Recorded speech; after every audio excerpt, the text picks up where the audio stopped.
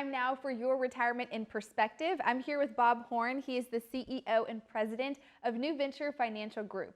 Now, when we leave a job, we don't want to leave our 401k with our old employer, right? So, Bob, what do we need to know about these rollovers? This is very important. Yeah, so if you're over the age of 59 and a half and you decide to leave your money in your 401k after you retire, then what you're essentially saying is that the 20 or 30 funds that are in your 401k are the absolute best funds that exist in the entire world. And we often find that that's just not true. So we generally recommend that folks, when they retire or turn the age of 59 and a half, roll their money out into a good old-fashioned traditional IRA. And what this allows you to do is take more control of your money.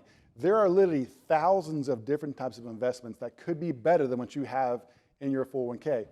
But also, when you roll your money from a 401k out to a traditional IRA, you can also take advantage of some of the low tax environment we have right now. Maybe you want to do a Roth IRA conversion or something like that. So it's a big deal. One thing we would recommend not to do is cash out that entire 401k though, because that can cause some bad tax problems in the near future. This week's Your Retirement in Perspective.